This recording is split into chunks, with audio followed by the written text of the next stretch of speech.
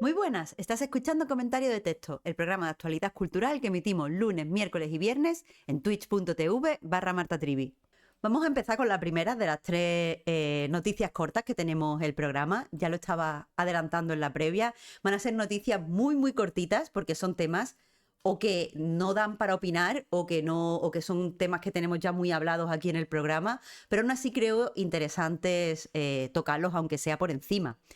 El primero, no os voy a engañar, creo que he cogido estos dos temas uno detrás de otro porque estoy obsesionada con el Pocopia y ahora pues estoy en el carro de Nintendo, pero es precisamente pues la polémica que ha habido este fin de semana entre la Casa Blanca y The Pokémon Company. ¿Qué es lo que ha pasado?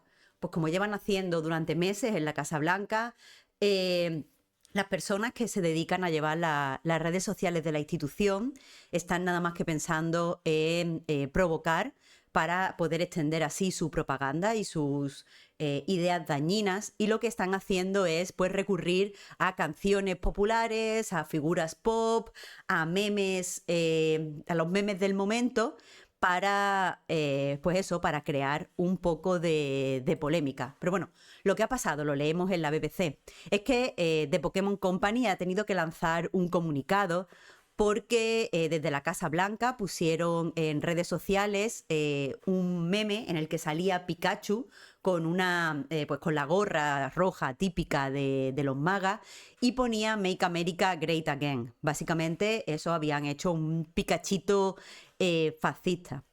En su comunicado, que ha sido muy breve, de Pokémon Company han dicho que ellos no están de ninguna manera involucrados en la creación o distribución de esta imagen, de este meme, y que desde luego no le ha dado permiso a la Casa Blanca para poder usar a Pikachu.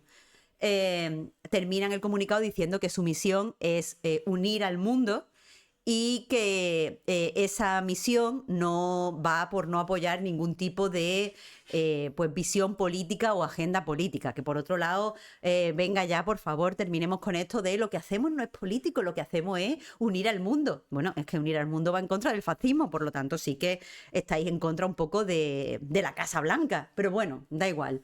Entiendo que esto no es un statement normal, esto es un poco PR. Por supuesto, desde la Casa Blanca, rápidamente, nada más que salió el comunicado, de hecho, fue en cuestión de horas, ya empezaron a decir cosas contra The Pokémon Company. Y según nos cuentan aquí en la web de la BBC, cuando la BBC se ha puesto en contacto con la Casa Blanca, desde la Casa Blanca le han dicho que The Pokémon Company tiene un sesgo político, lo digan o no. ¿Por qué decía que este tema no quiero profundizar? Pues es porque en la Casa Blanca, como decía, llevan meses haciendo esto. En la Casa Blanca me refiero a las redes sociales de la Casa Blanca. Ya lo hablamos con lo del uso de las canciones de Taylor Swift y cómo Taylor Swift había decidido no contestar frente a otras estrategias, como por ejemplo la de Olivia Rodrigo o la de Sabrina Carpenter, que se posicionaron en contra de la Casa Blanca diciendo que ella no apoyaban a Trump y no quería que su música se usara de esa forma. Creo que llegamos entre la gente, pues entre yo que estaba haciendo aquí el programa y la gente que estaba participando en el chat, llegamos un poco a la conclusión de que no hay estrategia buena. Si te callas y no denuncias o no señalas que tú estás en contra de que se use pues tu creación artística cultural para transmitir este tipo de ideas dañinas, estas ideas fascistas, pues parece que estás dándole la razón o que de alguna forma estás de acuerdo con lo que hace la Casa Blanca y te pueden tildar a ti de fascista. Si por otro lado rápidamente te posicionas, como ha hecho The Pokémon Company también, diciendo que tú no estás de acuerdo con lo que se está haciendo con este caso, con la imagen de tu marca, pues quieras que no, quizás sin querer, estás ayudando a que se difunda el mensaje. Yo no habría visto a este Pikachu maga si no fuera porque The Pokémon Company ha contestado. Por otro lado, Pokémon Company no puede dejar que se utilice pues su Pokémon emblema para asociarlo con un partido o con un movimiento político, menos aún uno que por decirlo de alguna forma, levanta tantas pasiones como pues como MAGA, como Trump, el actual partido republicano de Estados Unidos. Dice Ángel Tomani, también la Casa Blanca ha usado la tipografía de Pocopia en uno de sus tweets, ¿no? Es que, a ver, esto es lo que hacen siempre. Esta es, aparte, lo que tienen en la Casa Blanca, lo que tienen pues estos fascistas de Trump, es que les cuesta muy, muy poco admitir lo que hacen. No hacen... De hecho, ahora os cuento una cosa que me hizo mucha gracia, dentro de que es muy dark y que realmente no hace gracia.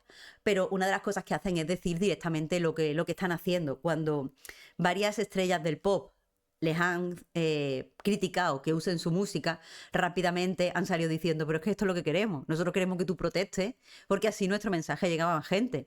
Cuando, por ejemplo, Billie Eilish dijo que no le gustaba que hubieran hecho eso con una de sus canciones, creo que fue en Instagram, si no recuerdo mal, empezaron a reírse desde las redes sociales de la Casa Blanca, que eso es otra, que permitamos que pasen estas cosas y no haya una profesionalidad en lo que se supone que son redes sociales institucionales que de cierta forma representan o deben representar a todos los estadounidenses, pero bueno, se empezaron a reír de Billie Eilish y diciendo, es que como tú te quejas, yo llego a más gente, jaja, la tonta eres tú. De luego tienen a gente llevando esas redes sociales muy versada en cómo funciona Internet. Pero dice Abdizu que, Marta, veo tus directos en diferido, no los borres, por favor. Lo sé que no debería. Es que, bueno, al final...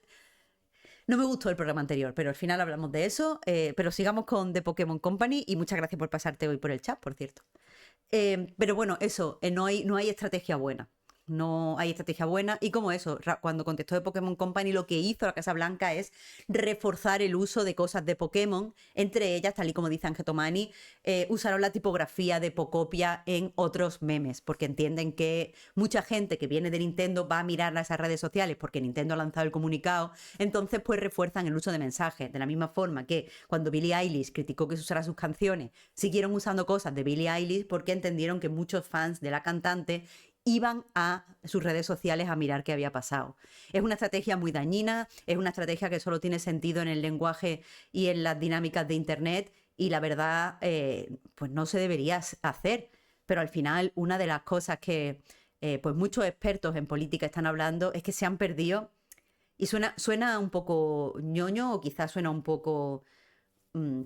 incluso elitista, ya que vamos a hablar hoy de elitismo. Suena un poco elitista decirlo así, pero se han perdido las formas, en el sentido de que, lo explicaba el otro día en La Persiana con Puy, hace un tiempo se entendía que los políticos podían ser unas buenas personas, malas personas, personas regulares, personas normales, personas con agendas secretas y podían ser corruptos, pero de cara a la galería había un pacto de buena educación que había que mantener. Y había unos temas que eran políticos. O sea, en nuestra realidad todo es político, pero en cuanto a lo que hablan los propios políticos de profesión políticos, había unos temas que tocaban y otros temas que no. En el sentido de que parece impensable imaginarse que en los 90, y uso los 90 por hablar pues de una época en la que muchos de nosotros podemos más o menos recordar, en mi caso los finales de los 90 era una niña, pero tengo recuerdos, parece impensable pensar que un político, George Bush, iba a empezar a hablar de Billie Eilish o de cualquier cantante de esa forma y a meterse con ella desde una cuenta oficial o desde la televisión. Pero eso son cosas que por desgracia pasan. Se han levantado todas estas como límites que marcaban un pacto sobreentendido de buenas prácticas, y aquí nos vemos. Como os decía, no quiero entrar porque no hay una solución sencilla a esta pregunta de qué se hace cuando pues, tu imagen de marca o tu creación artístico-cultural o tu obra se usa para trasladar mensajes que tú no quieres que se trasladen. Lamentablemente no se puede hacer nada. No se puede hacer nada. Entonces, pues bueno, esta vez le ha tocado a Pokémon. Lo que sí destacan, ahora te leo Real Perry Mason, pero lo que sí destacan desde la BBC es que, y esto hace gracia, teniendo en cuenta la siguiente noticia que vamos a tratar, desde Pokémon Company han dicho que no iban a demandar a la Casa Blanca. La verdad es que es un caso muy difícil porque el uso de imágenes en Internet es difícil de perseguir. Pero bueno, dice Real Perry Mason, hay una cosa que la dictadura trumpista ha puesto sobre la mesa, que la normativa y ley nunca ha servido para nada más allá de reprimir a la población, ni la... ni la internacional y que la administración de Trump se ría de la gente con una herramienta pública. ¿Acaso les importa? ¿Quién va a hacer nada? Un juez, jajaja, la ley solo es papel mojado. Por fin se ha puesto de manifiesto. Desde luego, pero también, o sea, lo veo como tú, creo que tienes razón. Pero creo que también han puesto sobre la mesa una cosa que creo que la población que no nos dedicamos a la política o a hablar de política o somos expertos en política no habíamos visto o no podíamos llegar a ver hasta el momento, que es que en la política hay unas normas de educación, unas normas de cortesía a los que todos los políticos tienen que adscribirse. Y la verdad, hasta que no hemos visto que se sobrepasan esas normas de cortesía, pues no hemos podido ver lo importante que eran. Lo hemos visto, además, se ha ido degradando, no solo ya la administración Trump, en España hemos visto cómo esas mismas normas de cortesía se erosionaban poco a poco. La verdad es que me parece escandaloso que un político pueda decirle a otro que a lo mejor, si a lo mejor no, que no se esté tratando, por ejemplo, un caso de corrupción, que a lo mejor tal, pero que se pueda decir sin vergüenza, que se pueda insinuar que una política, que es mujer, una señora que se dedica a la política, es una guarra, que todo este tipo de cosas han ido erosionando las normas de cortesía. Y al final, yo sé que lo de hablar de normas de cortesía es raro, porque sé que sobre todo entre la izquierda tenemos esto de las normas de cortesía solo nos oprimen, solo sirven para que la élite que saben estas normas de cortesía puedan ponerse sobre nosotros.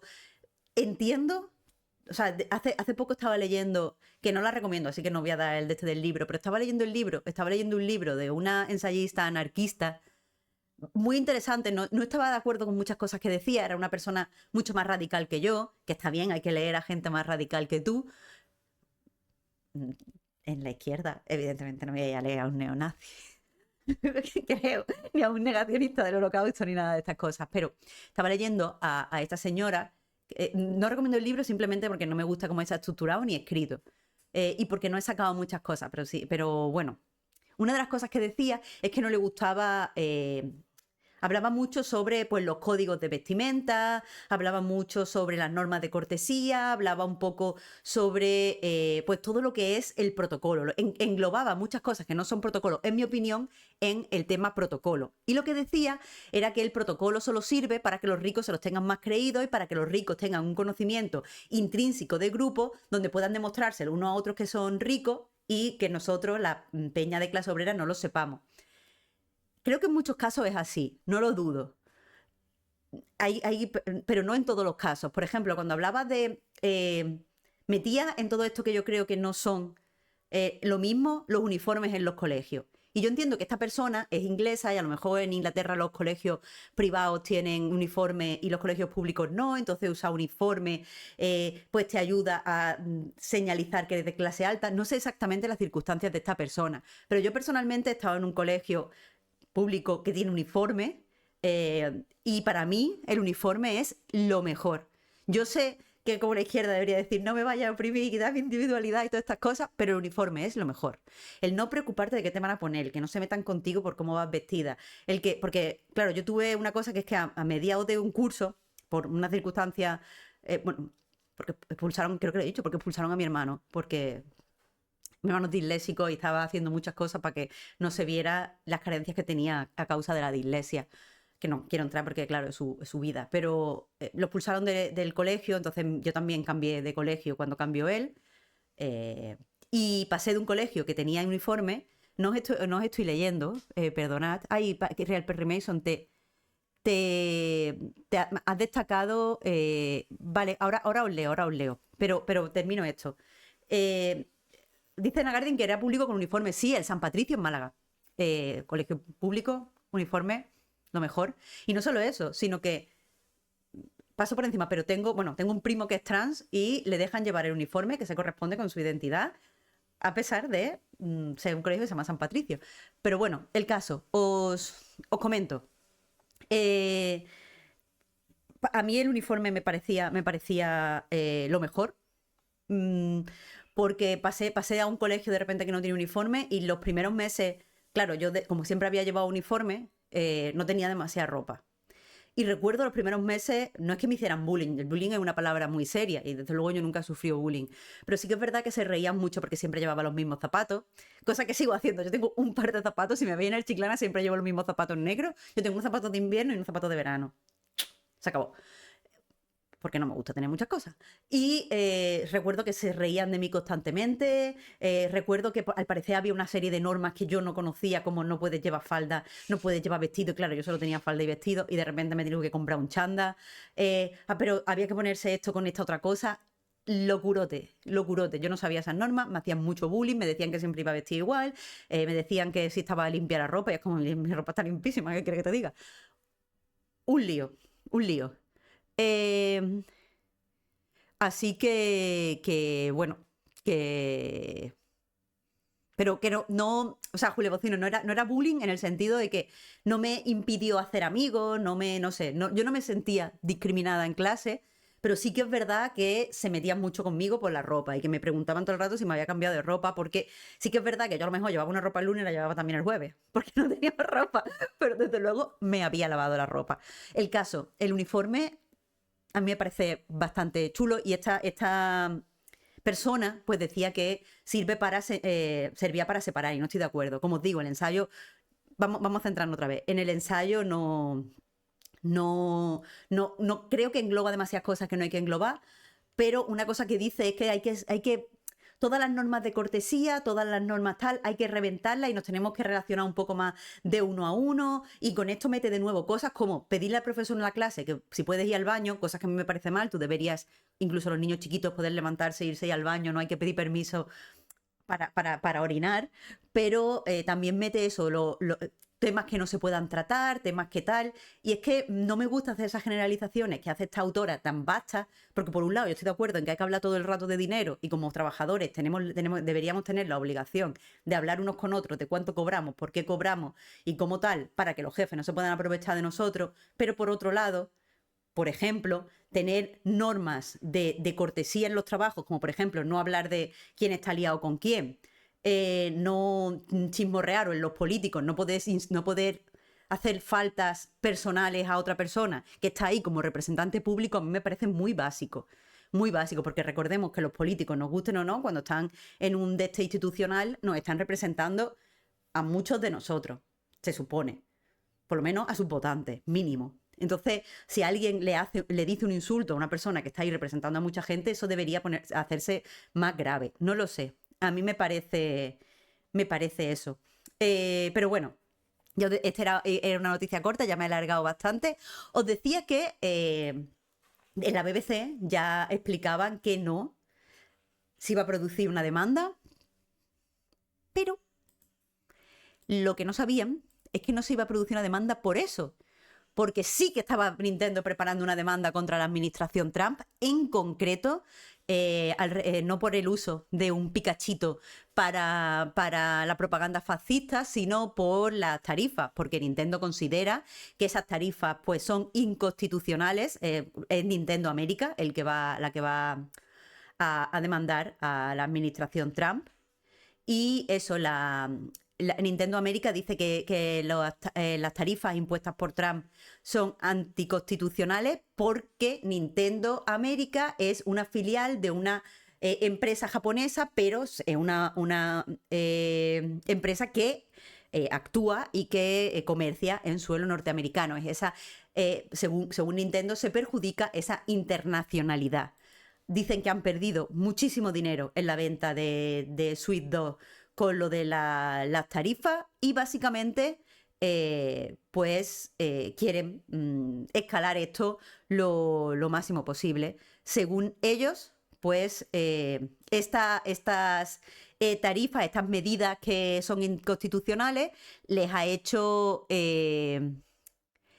pagar más de 200 billones entre todos los países en los que actúa Nintendo y por lo tanto argumentan que les ha llevado a tener muchas pérdidas y menos ganancias. No me quiero meter aquí porque no tengo el suficiente conocimiento sobre la legislación norteamericana y estadounidense y japonesa y legislación internacional como para poder dar una opinión, pero es interesante que esté pasando esto porque quizá esta sea la forma de pues acabar con este tipo de tonterías que está haciendo la administración Trump. El problema es que, claro, tiene pinta, o yo deduzco de lo que he leído en Eurogamer, quizá me puedo equivocar, pero por lo que he leído en Eurogamer me ha dado la sensación de que esta demanda se ha puesto en suelo estadounidense y se va a juzgar en suelo estadounidense. Y no sé hasta qué punto los jueces no van a pues ponerse del lado de la administración Trump. Al final es lo que estaba diciendo Real Perry Mason. Pues en un país donde puedes poner a los jueces del Tribunal Supremo a dedo, la ley es un poco papel mojado. Dice Angetomani, el peligro con los métodos de Trump no es solo Trump, son todos los políticos que vendrán detrás, que lo harán mucho peor. Como a este señor no le paren dos pies del resto de países, se puede hacer mucho daño a la convivencia pacífica entre países. Absolutamente de acuerdo, absolutamente de acuerdo. Por eso es importante, y que no quepa duda que yo no voto al PSOE y no estoy de acuerdo en general con cómo hace las cosas el PSOE. Joder, soy andaluza, ahí han robado a dos manos, pero me parece muy importante lo que ha hecho Pedro Sánchez, supuestamente robado. Lo que ha hecho Pedro Sánchez, pues de cara a decir que no pueden usar las bases. Creo que hay que plantarle cara, especialmente porque, bueno, se supone que la gente que está cercana a Trump, una cosa que dice es que una vez a Trump tú le plantas cara, se echa para atrás muy pronto, como que no mantiene las amenazas. Así que quizá esta demanda le meta miedito en el cuerpo, ya veremos qué pasa. Dice Rono Amaroa, qué arte. Me dice, me encanta lo de Nintendo, solo queremos unir a las personas. Por cierto, te vamos a demandar. Está muy bien, sí que es verdad. Pero bueno, ya veremos. Tengo intención de seguir la noticia aquí en el canal, aunque ya os digo, no os puedo dar ningún highlight que me parezca interesante porque no sé cómo funciona esto. Lo que sí es que, por una vez, vamos a ir aquí con las grandes compañías. Y nos vamos a ir en el barco de Nintendo. Si Nintendo usa sus millones que ha ganado, como todos sabemos, haciendo un poco el mal, también haciendo grandes juegos como el Pocopia. O sea, si Nintendo utiliza el dinero que ha ganado haciendo cosas buenas y cosas malas para hacer una cosa muy buena, pues ya está. Pero vamos, pasamos a la siguiente noticia, de nuevo, cortita. Y es que he visto una entrevista en el diario que me ha parecido muy interesante, a raíz de un libro que publica un investigador llamado Manu Martín. Es muy, muy jovencito, nació en 1998. Es un chavea, pero ha publicado un libro que creo que a la gente que de natural esté aquí en comentario de texto le puede interesar mucho, porque aborda uno de los debates que hemos tenido aquí bastantes veces. Así que eso, he destacado algunas cositas para que lo charlemos. Dice Ediator, pero si yo tengo 2 años más que él. Ediators, perdón, es que leo fatal. Yo tengo 10 años más que él. 10 años. Y mira, aquí siendo una absoluta pringada sin ningún conocimiento. Porque este muchacho, al final, por lo que he visto en la entrevista, dice cosas similares a mí, pero lo dice con estudios. Y es como, míralo, tan jovencito y tan estudioso. ¡Qué bien! ¡Qué bien! Pero bueno, eso. El titular, vamos ahora a leer algunas cositas y las discutimos, pero el titular que ha elegido pues el redactor del diario.es es: la profanación del arte como campo de batalla política. Cita: los focos del museo iluminan más que los de cualquier escenario. Subtítulo: el investigador Manu Martín publica un ensayo en el que defiende las obras de arte y los museos como espacios de disputas políticas que a lo largo de la historia han sido utilizados para vehicular las demandas de numerosos colectivos sociales. Como os habréis imaginado, esto va sobre el tema que tratamos hace un tiempo de si es legítimo o si es válido hacer performance como de dañar cuadros en museos. Cuando ha pasado, ya os dije que es muy normal leer a la gente como muy enfadada, muy asustada, que le han hecho a ese cuadro, qué es lo que ha pasado, por favor, defendamos los museos, está muy bien que protestes, pero esto no lo toques porque es la historia de la humanidad. Y bueno, yo os dije que pues esto es parte... dice Tut, espera, por favor, dice Tut en el chat: busco info sobre este Manu Martín en Google. Primer resultado: el experto de arte que defiende tirar sopa de tomate a la Mona Lisa. De verdad, ojalá saliera así un titular cuando ponéis mi nombre. Ojalá, ojalá, ¿eh? Porque yo defiendo tirar sopa de tomate o de lo que sea en la Mona Lisa. no es eso. Habla un poco en este ensayo, al parecer, de este tipo de acciones que pretenden pues reivindicar cosas haciendo performance en museo. Yo ya os dije que personalmente pues el museo es un sitio que tiene cosas buenas, por supuesto, se hacen muchas actividades para acercar, y esto es importante para lo que vamos a hablar de Timothée Chalamet, para acercar el arte a la gente, es un espacio que permite que pues, la gente de clase obrera podamos ver y disfrutar de obras que muchas veces han estado pues privatizadas y solo han podido ver la gente de mucho dinero, crean pues un espacio que incluso yendo a lo más básico, que funcionan a lo mejor como refugio climático, donde puedes ir hasta fresquito un verano y hasta allí con tus niños haciendo algo barato si no tenéis nada que hacer. Hay cosas buenas en los museos, pero desde el punto de vista artístico-cultural también es un poco el sitio donde el arte va a morir. Ves ahí todos los cuadros en marcos medio idénticos, todos puestos a la misma altura, todo con una plaquita, todos en una pared neutra, y eso muchas veces hace que no podamos experimentar la obra tal y como quería pues el creador o la creadora, y sobre todo también hace que pues el arte se convierta en algo estático. Llega el cuadro, se pone en un museo y ya no hay ningún tipo de avance. Cuando estas personas utilizan el museo utilizan esa obra pues para expresar, oye, el mundo se quema, o la tauromaquia es una crueldad, pues de repente, o los españoles somos colonizadores, pues de repente el arte está de nuevo resignificándose y está de nuevo dialogando con el presente y dialogando con la gente. Entonces, es una postura que a mí me parece muy lógica, pero sí que es verdad que yo encuentro mucha reticencia en la gente cuando la expresa, porque pues no gusta. Así que yo a lo mejor pues no tengo todos los conocimientos para expresar esas ideas, pero Manu Martín sí, así que vamos a leer lo que dice en el diario. Habla primero porque ha sacado un ensayo, ya os digo, nada más que tenga... Ahora me acabo de gastar mucho dinero en videojuegos, en maquinitas que van a encontrar la cultura. Pero cuando tenga un poquito más de pasta, vaya, me lo voy a comprar absolutamente del tirón. Se llama Contra el patrimonio, la protesta en el arte como bien cultural. Dice en el diario. Es el ensayo escrito por Manu Martín, investigador en historia social del arte, memoria y patrimonio, en el que repasa toda una genealogía de protesta y reflexiona sobre el papel de los medios de comunicación, el público y el turismo. Dice, este joven experto, nacido en 1998, se decanta por hablar de profanación y no de vandalismo sobre las numerosísimas obras de arte que a lo largo de la historia se han visto involucradas en alguna demanda social. Y ahora cita algo del escritor. Y lo hago así porque abordar los daños reales a su materialidad descubrimos que no existen, y de hacerlo son mínimos e irreversibles. Esto es algo que tocamos en el programa. Las obras de arte están bastante protegidas en el museo. Muchas veces cuando hablamos de se ha vandalizado un cuadro para protestar contra el cambio climático, lo que ha pasado es que a la pátina de cristal que lo protege se le han tirado pintura, pero eso no lo ha dado en el cuadro. O muchas veces cuando incluso se tira pintura y esa pintura da en el cuadro, muchas veces pintura que se puede eliminar fácilmente. Hola Rocío, estamos hablando aquí un poquito de arte. Muchas gracias por pasarte y por la raid. Toda la gente de mi chat, por favor, ya lo he dicho muchas veces, seguí a Rocío. Precisamente ahora que hoy que hemos hablado tanto de jueguitos, pues seguí a la gente que hace los jueguitos y que crea toda el arte y la cultura alrededor de ellos. Y para la gente que venís con Rocío, estamos hablando un poco de un libro que se acaba de publicar, se llama Contra el patrimonio, la protesta en el arte como bien cultural. Estamos en la tercera noticia del día, después pasamos a la noticia grande. Y básicamente estamos hablando de este libro porque, pues, muchas veces, dice Real Perry Mason, seguir las redes sociales y no por la calle, que es delito. Seguirla en Twitch a Rocío. Por eso, estamos hablando de este libro, porque un tema que hablamos aquí mucho en este programa es que yo considero que está bien utilizar el museo y utilizar la performance contra obras de arte para hacer reivindicaciones culturales. Y este señor, que tiene más estudios que yo, dice que sí.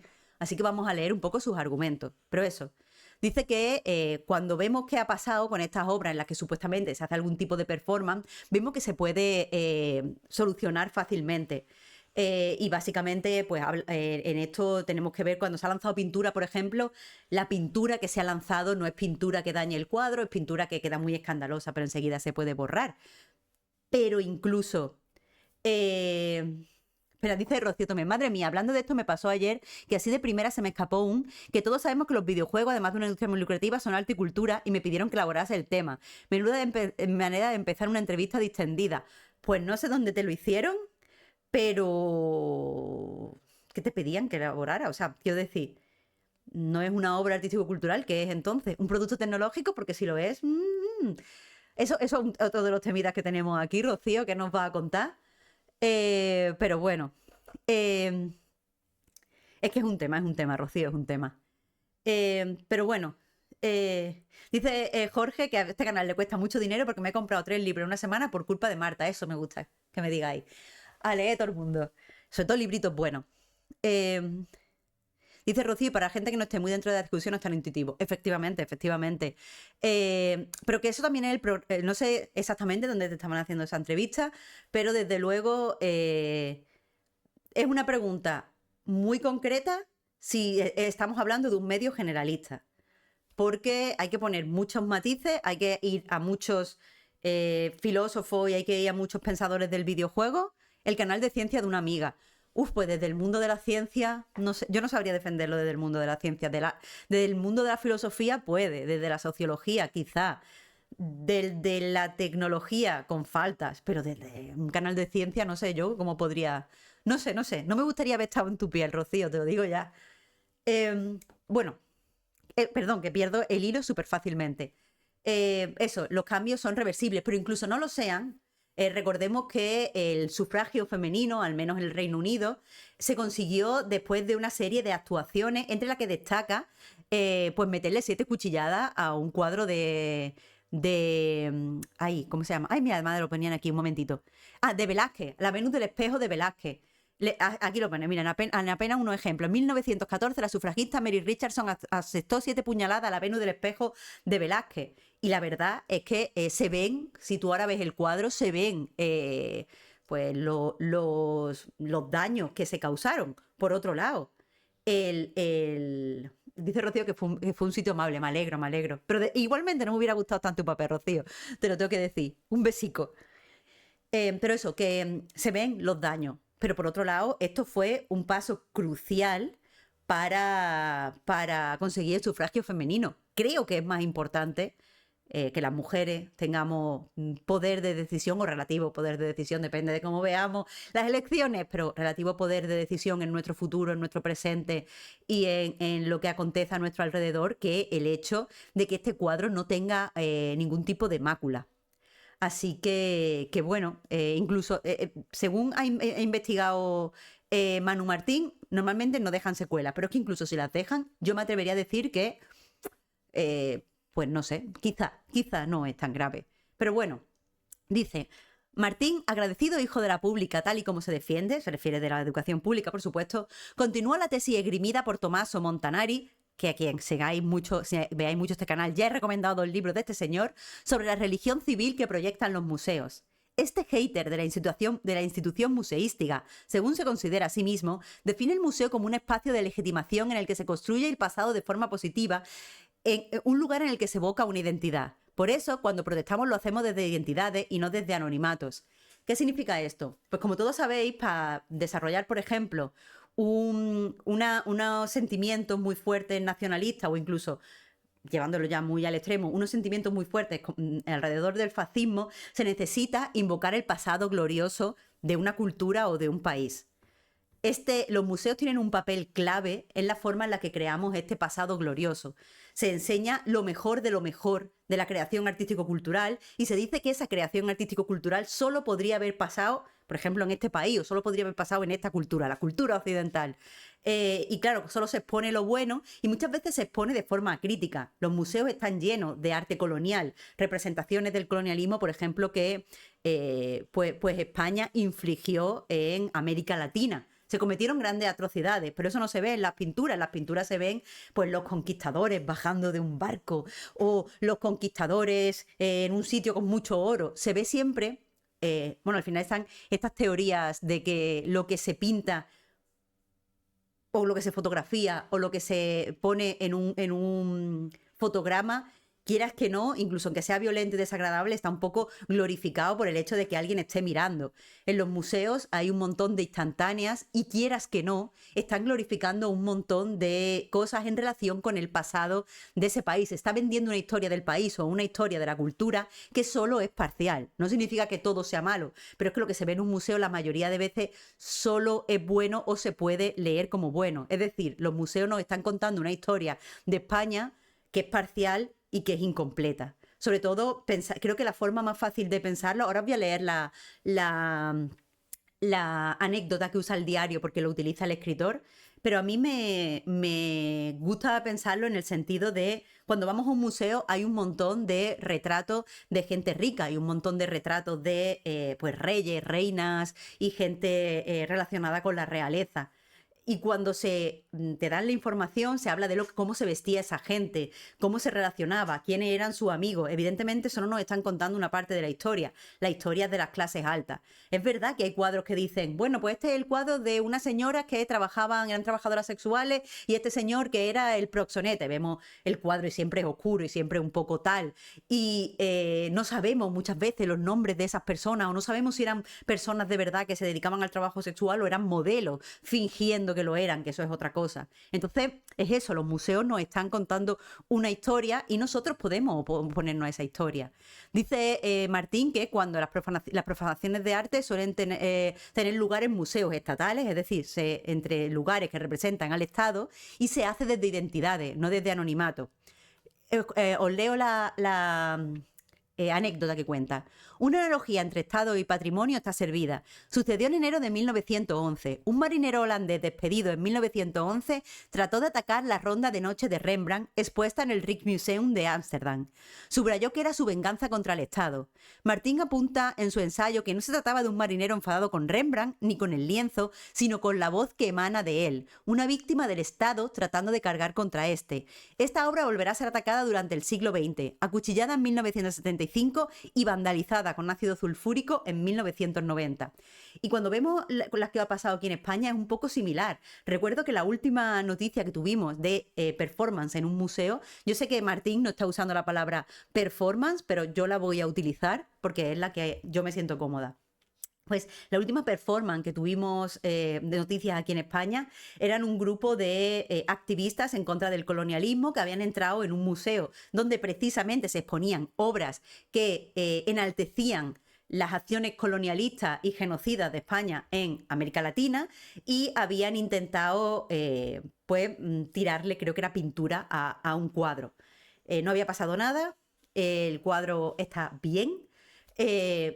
Pero enseguida la gente empezó como, ¿cómo se va a dañar un cuadro? ¿Cómo se va a no sé qué? Y lo primero, o sea, mi reacción primera fue, pero es que este cuadro no es un cuadro importante, solo es un cuadro que alguien ha pintado. Todos los cuadros son importantes, todos los cuadros merecen ser conservados. Este cuadro está aquí en un deste colonial porque no lo quieren en otros sitios. Pero bueno, me gusta más este tipo de argumento que da Martín, que al final lo que dice es, no es que en sí esas personas, esos activistas estuvieran enfadados con ese cuadro o con ese pintor que a lo mejor no lo conocían.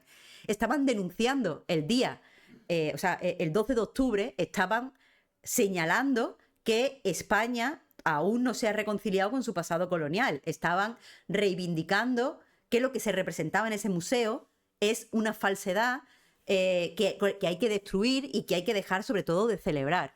Entonces es eso, es una idea, o sea, el museo representa una idea y los activistas representan otra idea y simplemente se ha puesto ahí un diálogo, se ha usado esa performance para establecer un diálogo, cosa que me parece muy interesante.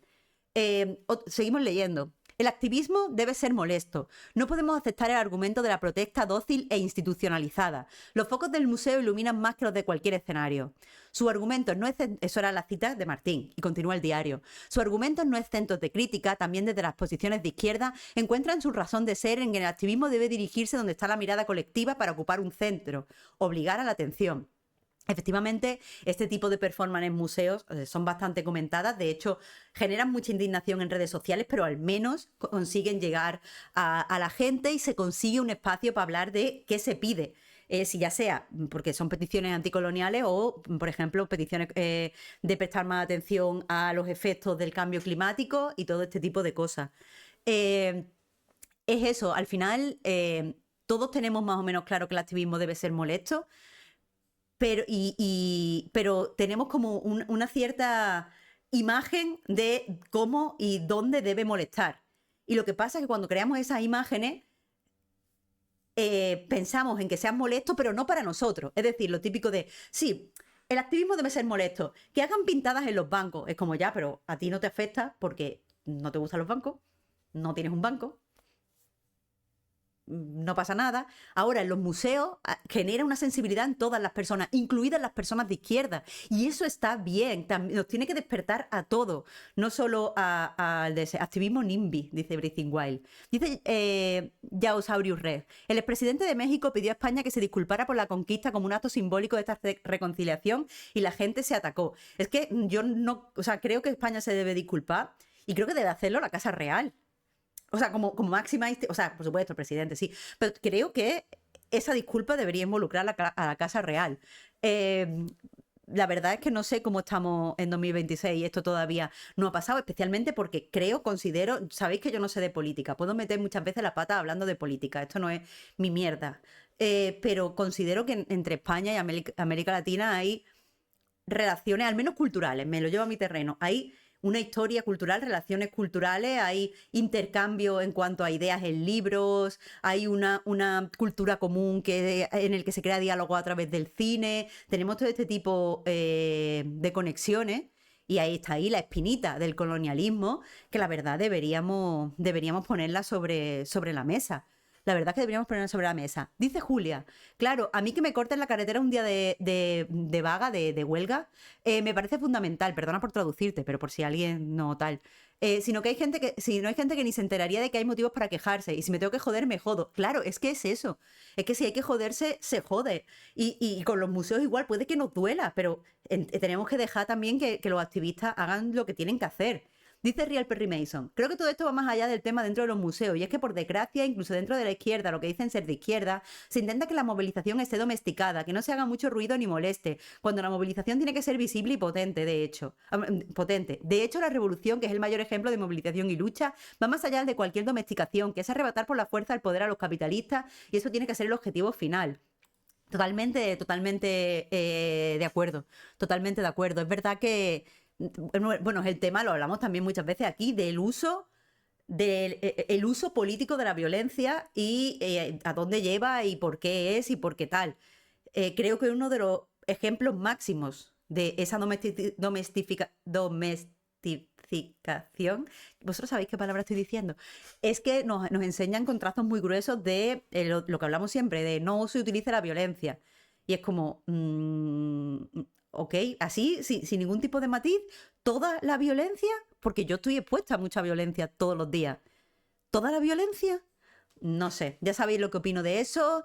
Voy a dejar de decirlo porque me han comentado varias veces que me van a cerrar el canal, como siga con mis opiniones. Bueno, continúo. Al albergar un relato oficial de la historia, los museos se yerguen como escenarios en disputa para todas aquellas personas y colectivos que quieren contradecirlo. Recuerdo no sé si os acordaréis, hace tiempo hubo una serie de conversaciones alrededor de, pues bueno, el papel de la mujer en los museos, en el sentido de que hay muy pocas mujeres que sean curadoras en los museos, hay muy pocas artistas femeninas expuestas en museos, la mayoría de colecciones, sobre todo en museos estatales, están pues desarrolladas por hombres y pensadas por hombres, y la mujer muchas veces en el museo su principal papel es el de musa, el de persona observada. Y recuerdo que eran unas conversaciones muy interesantes, pero la verdad me preguntaba muchas veces qué pensaban cambiar tirando esos datos, cuando a lo mejor pues habría que hacer algo un poco más incómodo, porque en los museos sí te sientas allí y hablas de qué pocas mujeres expuestas hay, qué pocas mujeres dirigiendo la creación de la curaduría de museos. A lo mejor pues hay que enfrentarse al museo y no intentar dialogar en los parámetros que ellos mismos ponen. Pero bueno, Martín lo deja claro en su libro. No se ha destruido ninguna obra debido al activismo de nadie. Pero lo más importante, si se hubiera llegado a perjudicar alguna, a mí no me importaría. Que es algo que es cierto. No se ha dañado ninguna. Pero si se han dañado, bueno, y menos aún en 2026. Lo hemos hablado muchas veces. La mayoría de obras importantes ya están digitalizadas. Y evidentemente no es lo mismo ver un cuadro real que ve un cuadro digital. De hecho, hay cuadros, sobre todo pues, que van a una expresividad más abstracta, donde digital no puedes apreciar nada. Es cierto, es una desgracia si se perdiera, pero no se iba a perder todo, todos los estudios, todas las imágenes, todo eso iba a seguir estando presente, no iba a desaparecer para siempre, aunque sí que iba a desaparecer nuestra forma de experimentarla. Pero el arte puede ser efímero y eso es otra característica que tendría esa obra. Si se destruye una obra y ya no existe y ya no la podemos ver, pues evidentemente esa obra ha desaparecido y el hecho de que esté desaparecida es otra de las cosas que tenemos que estudiar y tenemos que ver cómo nos relacionamos con esa desaparición, cómo dialogamos con esa aparición, qué sentimientos te provoca la desaparición de esa obra. Que si no se nos olvide que el arte no es ir a un museo y hacer así y mirar y leer la placa, es algo que hay que experimentar. Entonces, a lo mejor eso nos ayuda a experimentarla de otra forma. Vamos a ir terminando, que esta era la noticia corta. Lo voy a leer del tirón y tiramos, que tenemos que ya no hablar de Chalamet. El público también juega un papel prominente a la hora de armar un relato en torno al activismo en la proclamación del arte. Es una forma de enfrentar a la clase trabajadora y desactivar y deslegitimizar la protesta, adelanta Martín. Pone de ejemplo la Fontana di Trevi. Los romanos no pueden visitarla en su día a día porque está llena de turistas. Crea inseguridad, hay codazos, carteristas y ahora hasta una valla. No existe un acceso entre el tejido social y el patrimonio por vinculación territorial. A la hora de revertir esa realidad, si un romano utiliza su fontana para protestar como legítima comunidad patrimonial, quien le insulta e le intenta echar es el turista, apunta el historiador del arte. Es decir, el turista ocioso que está en Roma deleitándose del patrimonio se queja de que los autóctonos lo utilicen para prefincar sus reivindicaciones. Y si recordáis, ya hablamos precisamente de la fontana de Trevi por aquí y precisamente en estas cosas de las que me van a cerrar el canal, animé a los romanos a hacer sus cositas, porque es suya y es de los vecinos que están allí con ella. Tenemos que tener todo este tipo tenemos que pensar en este tipo de cosas. El arte está para pensarlo, no está solo para vernos y cruzarnos de brazos. Ya os digo, mi intención es, ahora os leo, estoy viendo que estáis poniendo, uy, Lumu, me encanta tu apunte. La representación teatral en esencia es efímera también, absolutamente. Y eso la hace valiosa, el saber que cada vez que vas a ver esa obra o la vez que ves esa obra es una cosa única que empieza y acaba, y esa experiencia que tú vas a tener no la va a tener nadie más, es la tuya. Y eso le da al arte, al teatro, perdón, un revestimiento interesante. Os leo, ¿qué me estáis diciendo? A ver qué me decís. Eh, estoy... Dice Jenice, yo últimamente estoy en contra de pensar en estas cosas como algo inmortal. Debemos aceptar también la muerte de las obras, de las ideas, de las figuras. Es que es parte también de lo que hace una obra. Tenemos que intentar que no pase. Evidentemente, cuando me dicen que van a pues tratar tal película, o sea, tal film, tal obra cinematográfica, que solo está en película para poder preservarle, la van a digitalizar, me parece bien. Y no me gustaría que hubiera un incendio y todas las películas se perdieran. Claro que no. Pero porque eso sería un accidente, pero si alguien coge y para protestar por cómo se trata, por el Me Too, hubiera quemado un montón de tal, pues hubiera dicho, bueno, es que había muchas violaciones, ¿no? Yo qué sé. No sé. Dice Sorimi, sinceramente, viniendo yo de historia, los países no deberíamos pedir perdón por los actos institucionales pasadas que no guardan una relación con la actualidad. No tiene nada que ver la España actual con la monarquía hispánica del siglo XVI. Lo que sí debe hacer es reconocerlo y no hacer como si no pasara nada. El perdón implica una culpabilidad directa y un personalismo que puede ser contraproducente. Véase el caso de Alemania con el Holocausto. Yo no soy historiadora, así que me puedo equivocar, pero sí que creo que los países afectados, los países que han perdido su patrimonio, que han perdido su cultura, que han perdido su tal, son los que tienen que decidir qué relación quieren tener con lo que ha pasado.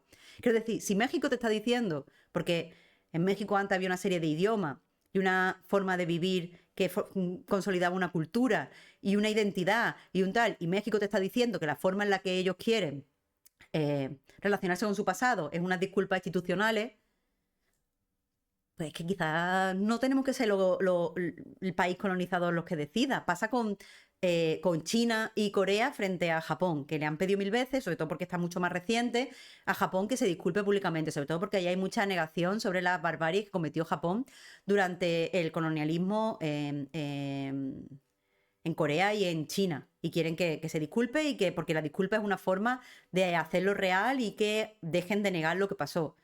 Supongo que son China y Corea los que tienen que saber cómo relacionarse con eso, pero ya te digo, me puedo equivocar porque no soy historiadora. Bueno. Dice Zitterman, una cosa que hemos hablado aquí. Los museos ya son en sí mismos formas muy cuestionables de exponer la cultura. Paredes blancas en salas grandes, asépticas, descontextualizadas, con pinturas colgadas. Aquí hemos hablado de eso, de que muchas veces, en la mayoría de ocasiones, los artistas desarrollan una obra artístico-cultural, sobre todo cuando es pictórica o cuando es una escultura, para que se vea en un contexto. Y aquí perdemos el contexto. Es verdad que lo intentan proporcionar a través de placas, pero desde luego la reacción, podemos tener una reacción intelectual, pero la reacción emocional al verlo descontextualizado pierde mucho. De hecho, la última vez me atreví a decir que los museos eran donde el arte va a morir y se me criticó mucho. Pero así que yo no digo que no voy a reincidir en esa idea, y eso no quiere decir que no lo piense. Pero es verdad que los museos, mucha gente me contactó conmigo y me expuso, sobre todo gente que trabaja en museos, me expusieron una serie de cosas. Por ejemplo, pues cómo intentan hacer que la gente entienda cómo se mira un cuadro. Se intenta dar una educación alrededor del arte que entiendo que es valiosa. Así que bueno, están esas dos cosas. Pero hablando... Uy, eso no era. Pero hablando de arte que va a morir, hablando de rankings de obras artístico-culturales, vamos a pasar al tema largo, que no veas si... Menos mal que iba a ser tres de estos cortísimos, y al final nos liamos. Nos liamos. Ha pasado este fin de semana cosas con nominado al Oscar, futuro ganador del Oscar, si depende de mí, yo nunca estoy en su barco, pero la verdad hace un trabajo increíble. Marty Supreme, no el mejor del año. O sea, voy a quitarme esto ya. Todos sabemos que Timothée Chalamet va a ganar Oscar. Este fin de semana va a ganar Oscar, nos vamos a alegrar todos mucho, yo creo que lo hace muy bien en Marty Supreme. Pero la mejor interpretación de este año es Jesse Plemons en Bugonia. Es Jesse Plemons en Bugonia. Y dentro de unos años, pues todo el mundo dirá, ¿qué pasó con Jesse Plemons en Bugonia? Y lo que pasa es que la gente no tiene gusto por una interpretación tan increíble como esa. Así que bueno, la academia, sus cositas. Pero que sepamos que cuando diga el mejor del año tal, todos tenemos que poner el asterisco de... Pero Jesse Plemons. Pero bueno, había una polémica con el nominado al Oscar Timothée Chalamet. Me alegro que en el chat está Nuri Cobb y creo que Julio también, dándome la razón. Así que dice, pero me alegro que me la deis. Por otro lado, Riboher se ve que ha estado aquí más veces, me ha escuchado más veces, porque sabe que mi coletilla es la mejor interpretación de inserte año es de Jesse Plemons en inserte película. Ese es mi take con todo. Jesse Plemons, el mejor. El mejor. Ah, dice que lo dice por él, o por ella, o por ella. Ah, pues tenemos esa conexión, tenemos esta conexión porque yo también lo pienso. Increíble Jesse Plemons, pero no puedo estar todo el día hablando de Jesse Plemons, por desgracia. Así que vamos a hablar de Timothée Chalamet. Básicamente, pues como pasa siempre con las campañas a los Oscar, recordemos que por mucho que yo esté...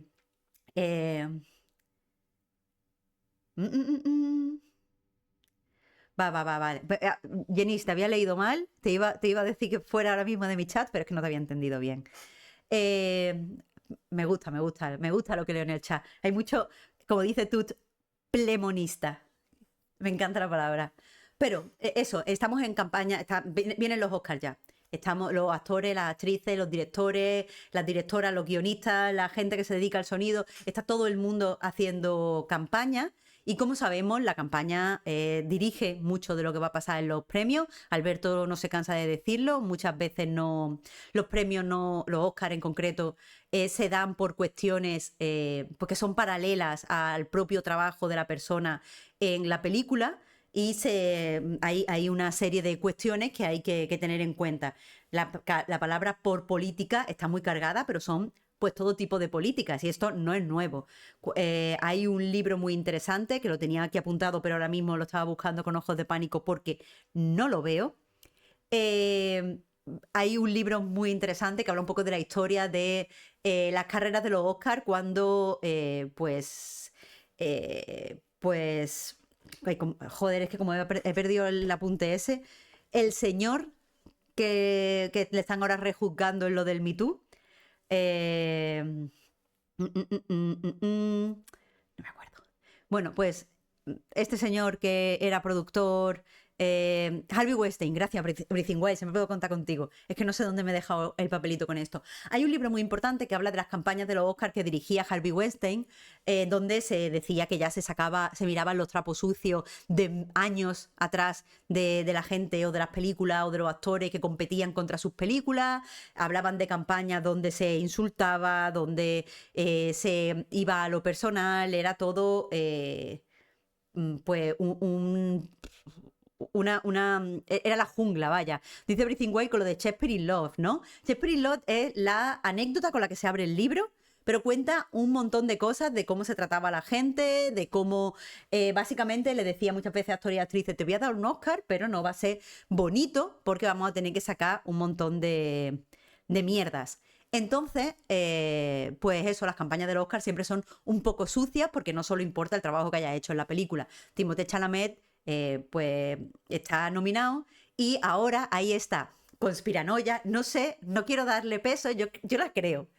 Es una conspiración que yo creo, no tengo pruebas, que lo sepáis, usad vuestro criterio para creerlo o no, pero está ahora la creencia de que, bueno, los brasileños están muy a tope con su cine, como comunidad, están muy contentos de la creación artístico-cultural de su país y cuando se nomina a una película o a un intérprete brasileño, los brasileños, sin que los dirija nadie, van como y buscan y rebuscan hasta que encuentran cosas malas pues de los otros nominados, da igual los años que haga que pasó esto, para ponerlo en la palestra y cómo desvalorizarlo frente a los nominados brasileños. Entonces, pues puede que esto haya sido obra de los brasileños, puede que haya sido casualidad. Básicamente, Timothée Chalamet en una conversación pues con Matthew McConaughey, hace ya un tiempo, no es nada actual, hizo unos comentarios un poco críticos ahora los leemos, contra la ópera y el ballet. Y ha pasado que han resurgido un montón de comentarios críticos desde hace muchos años de Timothée Chalamet contra la ópera y el ballet. Entonces, básicamente, pues es otro escándalo que se suma a la carrera hacia el Oscar de Timothée Chalamet. Dice Nuricop, vi a alguien que decía que Timothée Chalamet es la Sofía Gascón de este año. Lo que pasa es que la pobre Carla Sofía es tan racista que con ella fue muy fácil. Pero aquí mucha gente, pues estaba. No es lo primero que sale de Timothée Chalamet. Hace un par de semanas también salieron unas fotos en las que se insinuaba que estaba engañando a su novia. Tuvo que salir su responsable de PR a decir que no estaba engañando a su novia, que esto era una compañera con la que había ahí una entrevista y se vio que las fotos estaban recortadas. Intentaron sacar también. Pues que a Woody Allen le había dicho en realidad, o sea, una parte de los emails de Epstein en la que la mujer / hija de Woody Allen decía que Timothée Chalamet era un falso, todo este tipo de cosas. Es normal que salgan en la campaña de Oscar, se están cebando mucho con Timothée Chalamet, también lo digo. Pero vamos a ver qué es lo que ha pasado este fin de semana y vamos a comentarlo. Leemos en La Vanguardia, en la sección de Pop del periódico, Timothée Chalamet destaca la polémica al decir que a nadie le interesa la ópera y el ballet. Leemos adelante. En plena carrera al Oscar, el actor Timothée Chalamet ha desatado la polémica por unas duras declaraciones sobre la ópera y el ballet. Y citan: no quiero trabajar en ballet ni ópera, ni nada que parezca que diga, oye, mantén esto con vida, aunque ya no le interesen a nadie, ha explicado el intérprete durante una charla pública con el actor Matthew McConaughey. Maldita sea, acabo de criticar sin razón, ha admitido el artista cuya madre, Nicole Flender, fue bailarina profesional y artista del New York City Ballet. Sus palabras han tomado por la... salto un poco. Sus palabras han tomado por la comunidad de las artes escénicas como una muestra de desdén. Básicamente... lo que estaba hablando, más en contexto, lo que estaba hablando Timothée Chalamet es básicamente pues que a él le gusta trabajar en algo como el cine, donde hay tanto feedback del público, donde la gente pues te siga, donde básicamente tú puedas ser una estrella.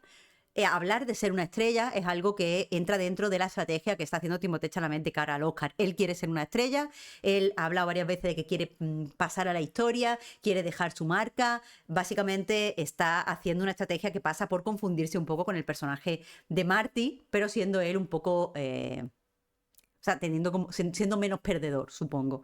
Entonces, pues en ese contexto de que está haciendo este tipo de campaña, ha hablado de que le gusta ser actor de cine, le gusta ser una estrella de cine. Han salido otras declaraciones en el pasado y siempre son más o menos en los mismos términos.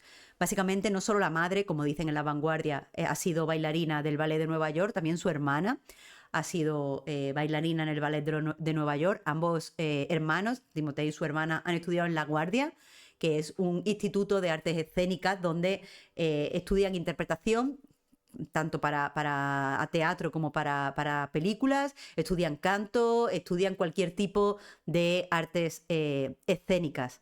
Así que bueno, dice Jenny, de todos modos, a otra interpretación. Yo lo entendí más como que él entiende muy duro trabajar en ópera o ballet con la presión, responsabilidad de tener que mantener viva una industria que vive en el filo de desaparecer. Yo lo entendí así, vamos. Puede ser, o sea, no lo sé. Yo doy la versión en la que he entendido. Desde luego, no, lo que sí tengo claro es que yo no lo he entendido como estas expresiones artístico-culturales no valen nada y las voy a despreciar. Pero si es así como lo han entendido, pues muchos responsables de óperas y ballets regionales que han hecho pues las típicas publicaciones en redes sociales, incluyendo la Ópera de Nueva York, que ha hecho ha puesto un post muy celebrado que a mí me parece absolutamente ridículo, que dice: hey Timothy, esto va por ti, y se ve mucha gente trabajando, se ve cómo se trabaja por detrás de una obra, y me dan ganas de sentarme allí con la persona que la ha hecho y decirle: pero que él no dice que no cueste esfuerzo, él no dice que no haya muchas personas que se dediquen a esto, lo que dice es que quizá no es tan popular como otros obras artístico-culturales. El propio director del instituto donde estudió Timothée Chalamet, en La Guardia, ha hecho un post también larguísimo diciendo: Timmy, estamos muy contentos de lo bien que te va, pero tú has estudiado aquí, donde no se hacía discriminación entre persona que se dedica al ballet o persona que se dedica a tal. Y es como, bueno, si es que él no ha dicho que los artistas de ópera sean peores. Lo que ha dicho es que el medio es menos popular y no lo podemos tener y lo ha dicho en unos términos más exagerados, ha dicho: no le interesan a nadie o están al filo de desaparecer. O sea, literalmente, para no... De eso ha dicho... sí, eso, ya no le interesan a nadie. Creo que esto es una exageración, una figura del lenguaje. Evidentemente hay gente que le interesa y hay gente que se dedica a eso. Lo ha exagerado por motivos expresivos. A mucha gente le interesa. El caso... eh, Dice Real Perry Mason, pero esto es en plan: Chalamet dice que le gusta pintar y sale un titular que dice: Chalamet dice que le gusta ser pintor como el pintor austríaco llamado Hitler. Un poco, eso va a la carrera en el Oscar. Sobre todo cuando eres el favorito, como pasa con Timothée Chalamet. Pero el caso es eso, muchas personas han empezado, creo que malinterpretando de una forma u otra esta figura del lenguaje que utiliza Timothée Chalamet, que ya os digo, da igual cómo entendamos las declaraciones, como Jenise, como yo, como de otra forma, lo que no ha hecho de menos de ninguna forma el ballet o la ópera, simplemente ha dicho que son menos populares que el cine, o que tienen menos público, o que están menos presentes en el día a día. De todos modos, leo a Zitterman y continúo. Dice: vale, lo de la ópera ha sido una exageración, pero no es lo único por lo que se le critica. Hace nada, en una entrevista, se quejaba de que no le daban el Oscar pese a que tenía interpretaciones buenísimas según él, y sonó súper soberbio. Es un actor que no destaca por nada en absoluto. Está muy flipado el chaval. Zitterman, pero es que esto forma parte de la estrategia que está llevando ahora. Igual que antes le llevaba la de ser un poco más culto y parecer más callado, ahora está haciendo una estrategia de estrella que le lleva a ser un poco como Marty de Marty Supreme, de decir: yo soy el mejor, yo soy no sé qué, voy a dejar mi marca, soy muy ambicioso, yo no quiero no sé qué. Es una estrategia en estrategias de carreras a los Oscars. A mí sí me parece que es muy buen actor. Normalmente lo he tenido infravalorado, pero creo que en Marty Supreme está muy bien. Creo que está francamente bien. Creo que si no queremos admitir que es un buen actor, sí que mínimo deberíamos admitir que es una gran estrella de cine. Pero de todos modos, incluso aunque tú seas mal actor, tú puedes decir que eres muy bueno. Eso no debería molestarnos tanto, creo yo. Pero de todos modos, está siendo como muy abrasivo, pero creo que es su estrategia de cara a los Oscars. Sabe que va como favorito. Entonces, pues ahí está. Dice Julia Bocino: a mí, sincero interés personal por la ópera, el ballet, la manera de decir que no le interesan a nadie es bastante más agresivo que decir que es menos popular. Puede. Quizá es verdad que hay un grado en esa figura del habla, hay una exageración que se nos puede hacer agresiva. Pero quizá, y creo que por ahí es donde yo lo voy a defender, es que yo creo de verdad que le interesan a muy poca gente, si no a nadie. Yo creo que la ópera y el ballet no interesan. Y ahora ahora os leo y ahora voy por ahí. Dice Jenis, pero tampoco podemos aislar estas declaraciones porque todo esto viene de meses que Timothée se ha puesto a medio mundo en contra. Claro, Jenis, es lo que está diciendo un poco Zitterman, que es una persona que ahora mismo cae mal. Pero es que cae muy mal también porque estamos muy cansados de verlo. Ha encadenado durante muchos años películas con mucha presencia, donde ha hecho muchísimas campañas de promoción. Ahora está haciendo campaña del Oscar. El año pasado también hizo un montón de campañas. Es normal que estemos cansados de Timothée Chalamet. Y es verdad que resulta abrasivo. Yo estoy absolutamente de acuerdo en que resulta abrasivo y con Julia, perdón, que es agresivo, Dice Niantaro, me parece toda una estrategia para mantenerse relevante. Por supuesto, estás dando absolutamente en el clavo. Está haciendo una campaña, quiere que todo el mundo lo tenga presente. La polémica es una forma de mantenerte presente. A muchas estrellas y a muchos actores que votan en la academia les puede hacer gracia esta actitud que tiene. Te tienes que mantener relevante. Es así. Dice Rono Maroa, me parece un poco como decía mi abuela. No me molesta que me llame puta, es el tonillo. No es que dijera que no tiene mucho público, es que me pareció que se reía de que no lo tuviera. Quizá. Ya os digo, voy a hablar de esto, pero no intento defender a Timothée Chalamet. Es simplemente por llevármelo a una zona interesante. Dice el señor Morante, es una estrategia, pero va a conseguir caer mal a todo el mundo, yo incluido.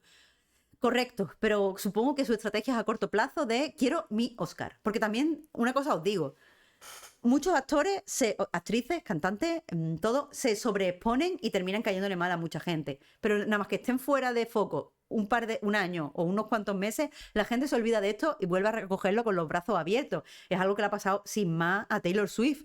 Hubo un momento en el que la gente estaba harta, enferma de verla, lo que hace que se retire un tiempo y después vuelve y todo el mundo, qué alegría, ha vuelto Taylor Swift. También con Timothée Chalamet puede pasar esto, creo yo. Vale, leo un poquito. Me dice... vale, que no es Julia, que es Julia. Perdón, me he imaginado porque muchas veces has dicho, bueno, ante lo de vaga y tal, me he imaginado que eras catalana y te llevo un tiempo llamando Julia y españolizándote el nombre. Bueno, españolizando, no castellanizándote el nombre. Pues lo recuerdo para las siguientes veces, que no me gusta decir vuestros nombres más. Dice Cielo y Niebla, ¿pero acaso no es suficiente con la gran actuación que ha hecho para ganar el Oscar? ¿Este tipo de campaña de verdad funcionan para algo? Es que Cielo y Niebla, de verdad, esto Alberto os lo explica el lunes que hacemos el especial de los Oscars, pero la interpretación, el trabajo es solo la base. Los Oscars no se ganan con la base de calidad en la interpretación, en la película, en el guión. Los Oscars se ganan con campañas, porque no todos los académicos ven todas las películas. Hay veces que, o sea, hay como estrategias, hay muchos académicos que dicen, bueno, a mí no me ha gustado tal actor que es el favorito, pero no voy a votar a este porque entonces no le va a quitar voto, voy a votar a este segundo porque me acuerdo de que existe. Todas estas cosas son así. Si un actor un año parece ignorado, al año siguiente a veces le dan un Oscar por compensar el año anterior. Todas estas cosas pasan. Alberto lo maneja mejor que yo porque es más experto en la industria que yo. Pero de verdad que el trabajo no es base para nada. Para absolutamente nada. Que se lo digan a Jesse Plemons. A ver. ¿Me estáis entreteniendo? No, está bien que vayamos hablando. Mira, dice el hombre magma, muy de acuerdo. Es una carrera de popularidad, como cuando las peli americanas eligen al rey y a la reina del baile. Es literalmente eso, es un concurso de popularidad. Timothée Chalamet quiere estar en todos los titulares, quiere que todos los académicos se acuerden de que Timothée Chalamet está compitiendo por un Oscar y sobre todo yo creo que su estrategia pasa porque ha dicho muchas veces esto de quiero ser alguien que recuerde, quiero ser una estrella, la próxima gran estrella, dicen que ya no existen, pero yo estoy aquí, todo este tipo de cosas. Creo que lo que quiere trasladar es quiero este Oscar, lo quiero muchísimo, lo quiero más que Leonardo DiCaprio. Dádmelo a mí porque Leonardo DiCaprio tiene un Oscar, porque yo soy jovencito, porque yo voy a estar muy agradecido, porque lo estoy deseando, soy una sedienta. Todo esto a lo mejor le funciona con la academia. ¿Quién sabe? Porque no somos nosotros los que votamos al final, la academia. Así que bueno, pero eso es lo que ha pasado con Chalamet. A mí lo que me ha sorprendido no es esto, porque al final, bueno, que diga lo que quiera, porque este es un señor que me da igual. No lo voy a defender como persona, por lo que ha dicho Rolando Álvaro del tonito, estoy de acuerdo con Julia de que puede ser agresivo.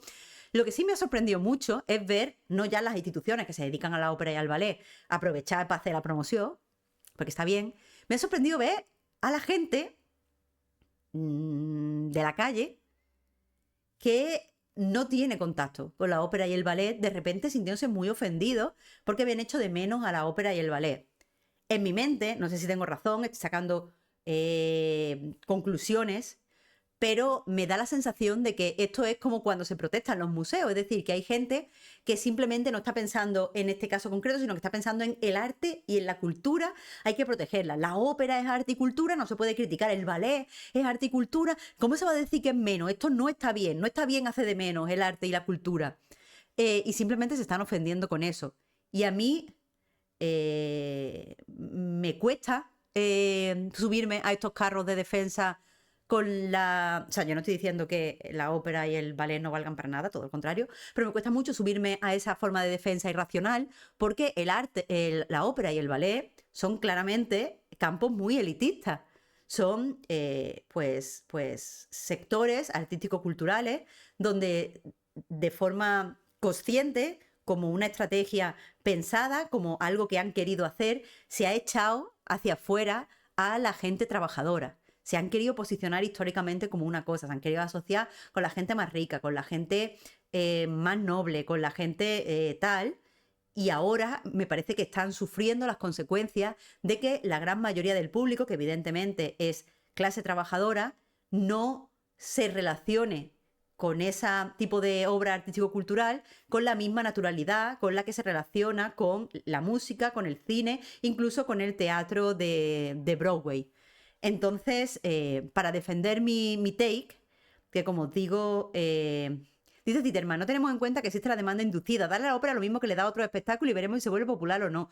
No sé decirte, Zitterman, porque la ópera tiene muchas cosas. Para empezar, en muchas ciudades del mundo se organizan o se interpretan en algunos de los edificios más bonitos de la ciudad, edificios que los turistas rodean cada día y aún así no demasiado se animan a entrar a ver las obras. Ahí creo que pasaban muchos obstáculos para poder disfrutar de ópera y ballet.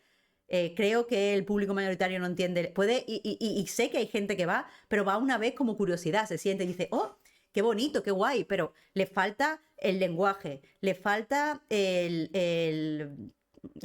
todos los requisitos para poder lanzar una opinión fundada sobre lo que acaba de ver, más allá de la mera curiosidad que puede llegar a abrirte la boca.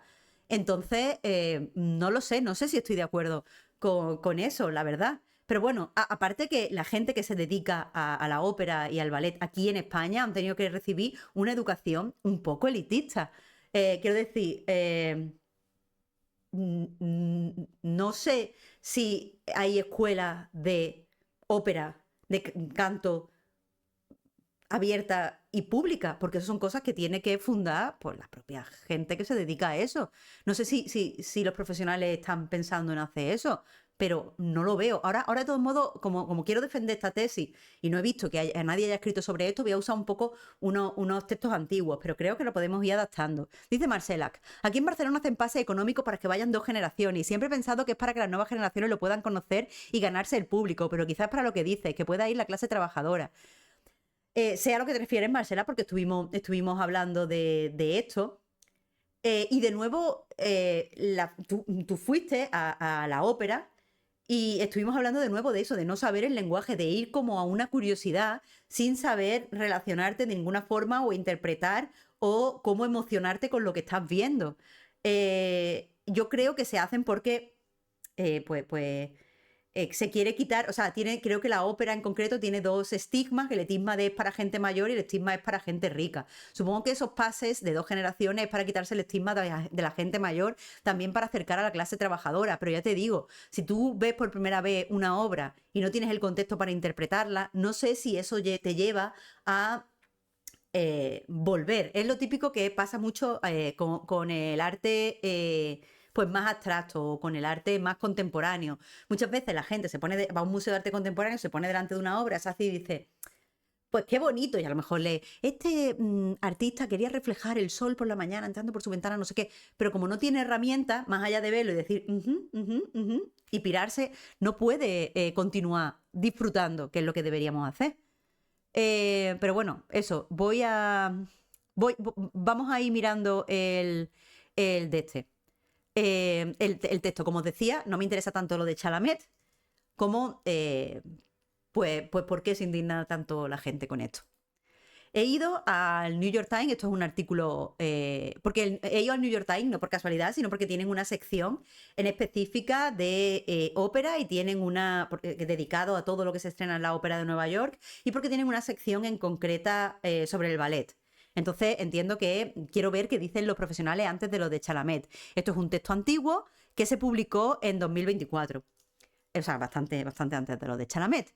Y esta persona que se dedica, como veis aquí, es una persona que se dedica, y lo dice más adelante también en el ensayo, se dedica a producir óperas, ha escrito varios libros, varios ensayos sobre la ópera y tiene un puesto de investigadora de investigador en la Universidad no sé qué de Detroit, en el que investigan sobre la historia de la ópera y tal y cual. Y esta persona abiertamente te empieza diciendo que pues la ópera es un puntal como obra artístico-cultural, o sea, como disciplina artístico-cultural, es un puntal del status quo, y lo dice que es desde sus orígenes, porque es algo que se inventó, o sea, que empezó a desarrollarse en Italia hace más de 400 años y era algo que se hacía en las cortes, no era algo para gente humilde, a diferencia del teatro. Dice que una de las cosas que hacían en la ópera desde el principio era que ponían pues escenas muy elaboradas, con mucho vestuario, con mucha escenografía, porque era algo que financiaban las propias élites. Entonces, a diferencia del teatro, donde todo era de cartón piedra, donde se reciclaban los vestuarios, esto era algo que siempre era novedoso y brillante y tal, porque iba la crème de la crème de la sociedad. Lo que dice es que al final el mostrar las diferencias de clase, el mostrar que esto era algo para clases dominantes, está en el propio ADN de la ópera. Y que, bueno, pues que hoy en día, 400 años después del origen de la ópera, para muchos sigue siendo un reflejo de la jerarquía y de la exclusión social. Habla aquí un poco de la primera vez que esta persona, que ahora es estudioso de la ópera, fue a la ópera, en este ensayo, no lo vamos a destacar, pero lo cuenta, y dice que se sintió como un poco como un pez fuera del agua, porque, por ejemplo, no sabía cuándo había que aplaudir, no sabía cuándo había que levantarse porque era un interludio, no sabía cuándo llegaba pues los momentos más clave. Lo que dice básicamente es que no entendía, le fascinaba lo que veía, pero no lograba entenderlo. Sí que dice que últimamente las óperas se están abriendo y se están ganando en accesibilidad. Por ejemplo, están poniendo cosas para que la gente pueda seguir lo que pasa con subtítulos. Están haciendo, muchas veces te dan un libreto donde te explica un poco más por qué esta obra es importante, de dónde viene y tal. Y se está como pues salvaguardando algunas de las pues de las barreras de entrada que había. Pero bueno, lo que dice al final que dice que la ópera ahora mismo es un reflejo del status quo, y que el status quo en concreto que se toca desde la ópera es el elitismo, porque es una forma artística que tiene tendencias elitistas y que no abraza nunca sus posibilidades aspiracionales.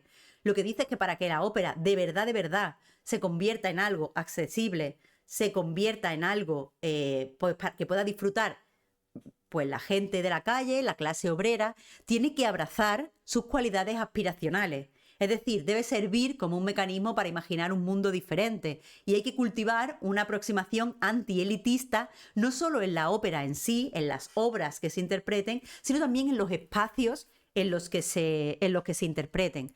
No voy a entrar en todo el detalle, pero aquí habla de muchas cosas, entre ellas que, bueno, que en muchas óperas a lo largo de su historia, en muchos edificios donde se exponían óperas, te exigían una vestimenta elegante para entrar. Y eso hace que mucha gente que no ha tenido un traje, o que no sabe cuáles son los códigos de vestimenta, o que no sabe qué es lo que llevan las clases adineradas, se sintieran intimidados de entrar en ópera. Y justo estaba leyendo en el chat que es algo que ha pasado aquí a algunas personas que están leyendo.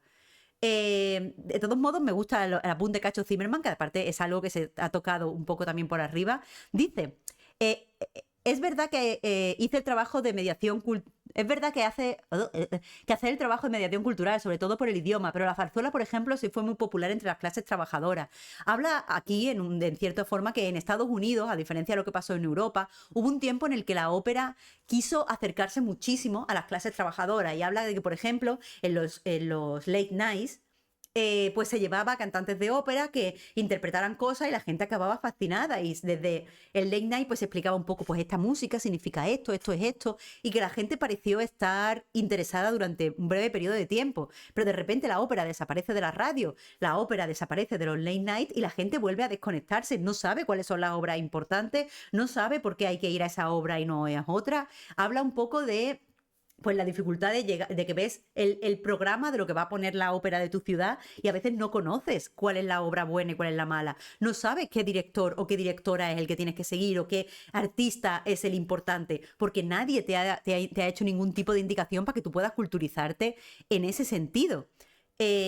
También está hablando de que, bueno, dice que no, es muy difícil saber por qué la ópera ha perdido pues su espacio en la imaginación de las clases populares. A lo que se refiere es difícil poner el dedo en por qué la gente no se imagina yendo a la ópera.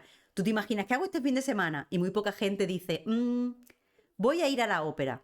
Es algo que no, a lo que no estamos acostumbrados. Pero lo que sí dice este autor es que no es, desde luego, por el momentito. Bueno, eso, que la ópera, no se sabe por qué la gente se ha alejado de la ópera, pero sí que este investigador dice que la gente que está dentro de la ópera muchas veces se ha vanagloriado en ser una forma artística de nicho y se ha puesto, se ha sentido orgullosa de ser solo para unos pocos. Y de hecho, en cierto, recoge una serie de comentarios en Reddit, en el subreddit dedicado a la ópera, de gente diciendo que, bueno, que esta gente no sabe, que es que nosotros somos los entendidos, que es que esto es para gente que ya sabe de música, y entonces, pues evidentemente eso aleja a la gente. Si tú no sabes y si cuando estés allí te vas a sentir inadecuado, pues no te expones a la ópera. Lo que sí tiene claro este investigador es que esto no tiene nada que ver con los precios. Porque Broadway, los espectáculos deportivos, los espectáculos, los conciertos pop son ahora bastante más caros que la ópera. Te puedes comprar, dice que, por ejemplo, un tercio de los asientos en la Ópera Metropolitana de Nueva York cuesta menos de 100 euros. O sea, dólares, perdonad. Y sin embargo, ir a un partido de los New York Mets cuesta como mínimo 126. Es decir, es más barato ir a la ópera que ir a ver el béisbol. Pero claro, pensad que en el béisbol tenemos el conocimiento, yo no, pero los neoyorquinos o la gente que es en Nueva York tiene el conocimiento para interpretarlo, ha visto béisbol en la televisión, sabe las reglas del deporte, entiende quiénes son los famosos. Entonces, cuando tú sabes allí, sabes que te vas a encontrar y sabes que vas a poder interpretar lo que te encuentres. Sabes que la gente que está alrededor tuya está interpretando el juego como tú y está valorando el mismo tipo de cosas, sean del equipo que sean. Pero cuando tú vas a la ópera se ha separado tanto de nosotros que muchas veces no entendemos, eso no sabemos si estamos pensando lo mismo que está pensando la gente a nuestro alrededor, si cuando hablamos vamos a decir alguna tontería, si lo que estamos viendo es bueno o malo. Ya os digo, yo no sabría interpretar si una ópera es buena o mala, no sé nada de ópera. Puedo decir si me gusta o no me gusta una canción, pero desde luego eso es un análisis cultural muy superficial. Yo me sentiría muy intimidada yendo a la ópera y como analista cultural, no sé si quiero pasar de nuevo por la vergüenza de reconectar una obra artístico-cultural para el que no tengo herramientas. Aquí eso, de nuevo está hablando de... dice que la primera vez, vuelve al tema de cuando fue por primera vez, dice, la primera vez que fui a la ópera me hizo sentir como que no estaba dentro del chiste. Me sentí juzgado por no saber cuáles eran los momentos, mira, aquí lo dice, los momentos adecuados para aplaudir. Entiendo cuando mis amigos me dicen que aunque puedan pagarse las entradas para la ópera, parece que tener un título en musicología o en historia es un prerequisito simplemente para poder entrar a esos espacios. Dice esta persona que en realidad eso es lo que parece, es lo que muchas personas que van a la ópera quieren reflejar, pero que en realidad simplemente hay que ir con la mente abierta. Dice, por parte de todas las personas. Dice que las personas que vamos a la ópera por la primera vez tenemos que ir con la mente abierta de no vamos a entenderlo todo, simplemente te hemos venido a jugar, pero que por parte de la gente que pone en marcha las obras también habría que ir hay que tener la mente abierta. Y dice que poco a poco se están logrando cambios, como por ejemplo lo de los subtítulos. Dice, una aproximación elitista a la ópera exige que todo el mundo haga el trabajo para ponerse al mismo nivel y demanda regañar a las personas que no lo entienden. Una aproximación antielitista a la ópera apoya las reacciones y las perspectivas multitudinarias de una comunidad, de la comunidad para la que se está actuando. Si las compañías de ópera hacen el argumento, o sea, se ponen a hacer este tipo de cosas a la fuerza, la ópera se hará más inclusiva y su atmósfera se hará más diversa y atraerá a otro tipo de personas. Básicamente eso, lo que dice es que el trabajo lo tienen que hacer las propias compañías operísticas. Y eso es algo que creo que no lo están haciendo. Ahora ahora con lo de Chalamet están dando por hecho, o sea, se están defendiendo, pero en ningún momento veo que estén utilizando esta plataforma que muy a su pesar les ha dado Timothée Chalamet para acercar la ópera a la gente. Dice Jenis, de verdad es que estáis teniendo una conversación en el chat y no he podido seguirla, entonces os he estado ignorando un poco a conciencia. Dice Jenis, de verdad os digo que ir a la ópera es muy intimidante comparado con ir al cine, pero os prometo que siendo un tolili como yo se disfruta mucho. De hecho, apostaría que os quedaríais locos, porque simplemente por cómo suena la orquesta en directo en una sala hecha para que resuene todo. Es un estendalazo total. No lo dudo, no lo dudo. De hecho, deberíamos ir todos a la ópera, pero los de la ópera tienen que hacer el esfuerzo también. Termina con este afirmación. Como dijo el artista Marcel Duchamp, el espectador completa el trabajo. La audiencia es nuestro final y más importante colaborador. En los artistas, en la comunicación de los artistas con la audiencia, podemos descubrir el verdadero potencial antielitista de la ópera. Y ahí es donde lo quería llevar. Las propias personas que se dedican a la ópera y al ballet entienden el medio como algo elitista, ya sea porque se enorgullecen de que sea elitista, ya sea porque sienten tristeza de este elitismo. Entonces, si hay algo con lo que creo que nos deberíamos de quedar, de lo que ha dicho Timothée Chalamet, es que es verdad que la gente va más al cine que a la ópera. Cuando hay un potencial en la ópera, hay un potencial en el ballet para atraer a la gente. Si no se está haciendo es porque pues no parece que haya... O sea, si la ópera está muriendo, desde luego no la estamos matando nosotros, lo están matando la gente de dentro que no está intentando llegar a las personas a las que podría interesar la ópera. Entonces, pues eso, esa era mi take, no tanto defender a Chalamet, como si decir que hay algo de razón en que, pues eso, la gente no piensa en ir a la ópera los fines de semana. La gente no tiene conocimiento sobre qué óperas hay en su ciudad, o cómo se va, o cuáles son los requisitos, o si se va a enterar o no se va a enterar. Hay gente que va a la ópera como una performance de elitismo, es decir, no he cogido ese texto porque no me ha gustado lo que está hablando, pero había un texto de una redactora del New York Times riéndose, al parecer, de una serie de turistas que habían ido a la ópera metropolitana, como quien va, no sé, no me acuerdo exactamente qué dice, pero algo así como quien va a un baile de Bridgerton, como para fingir que eres clase alta y para darte aire y para arreglarte. Y está un poco riendo de que esa gente estuviera ahí. Eso es triste.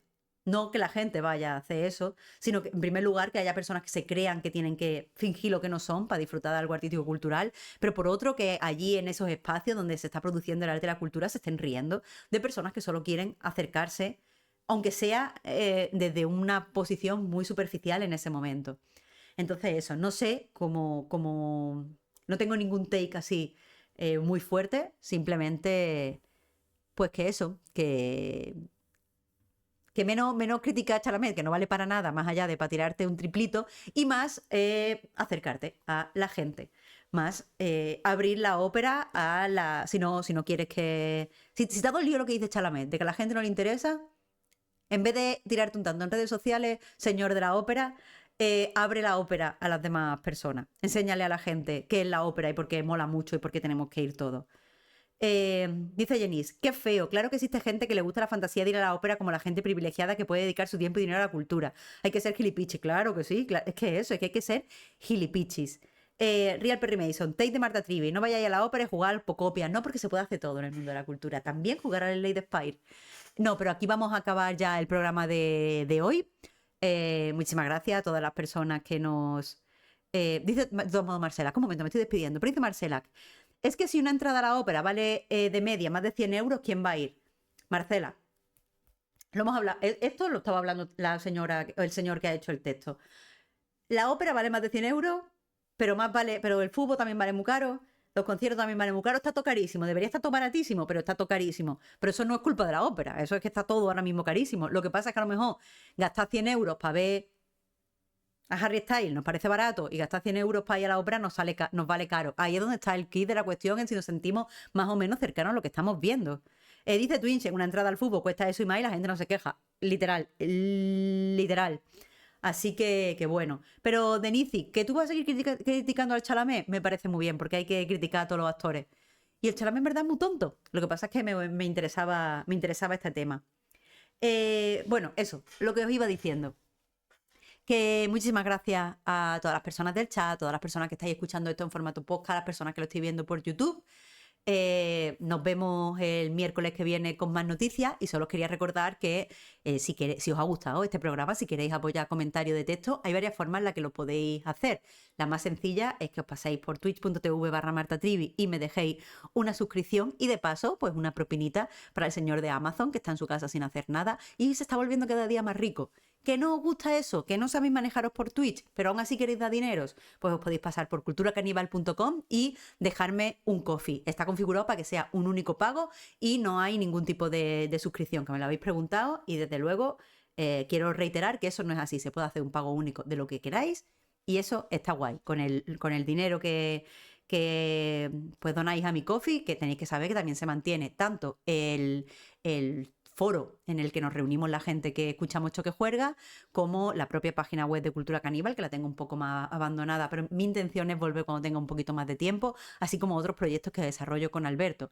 Pero como no todo es dinero y en cada programa os pido una forma no monetaria de apoyar el programa si os parece bien, lo que os voy a pedir esta semana es que, por favor, ya que no tengo yo redes sociales aparte del Twitch, para promocionar mi programa, para hacer la promoción, es que si os sale del alma, si os sale del corazón, pues posteéis algo sobre comentario de texto, le digáis a la gente que os gusta el programa o no sé, creéis conversación. Es que me han dicho una cosa por susurro de aquí de Twitch, que es que estoy jugando el partido con pocos recursos, porque la gente utiliza mucho las redes sociales para hablar con la comunidad y para crear grupos y que me tengo que hacer un grupo de Discord y tal, y yo no tengo nada porque ya sabéis que odio las empresas tecnológicas, pero es verdad que tengo menos posibilidades de llegar a la gente, así que si os sale en el alma, por favor, compartid el programa en redes sociales. Muchísimas gracias, nos vemos el miércoles, hasta la próxima.